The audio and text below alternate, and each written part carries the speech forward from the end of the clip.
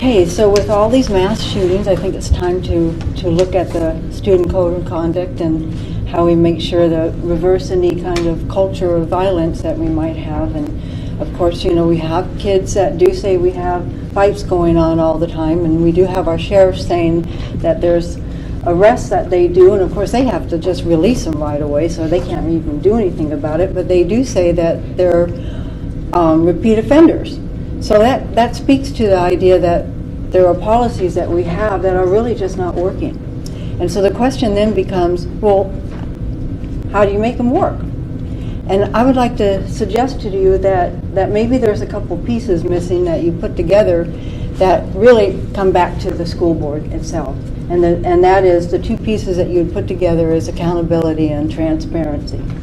And that would come to the school board to kind of oversee what is being done, and that gets down to basically the incident reports themselves and what is happening with the incidents. And I would submit to you that you actually have a staff member come here once a month, report what the incidents were, the numbers for each school, what happened, how many went to the principal, how many were actually arrested, all the different categories. Starting, because you oversee the superintendent who oversees the principals, who oversees the teachers, so there's transparency. The parents and the community oversees you, so you have transparency. And with that transparency and accountability, you may have the pieces to get you down to your zero tolerance in violence, because that's what you're aiming for, and yet it hasn't happened yet.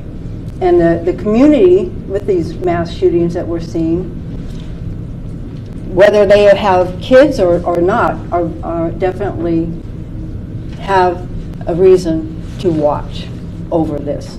And so we need to look at, well, what do we do to get it down? Get the numbers down. And we see with these mass shootings the same thing. These young people, they don't have a very good education, and they come from a culture of violence. And this school board has an opportunity with accountability and transparency to reverse that.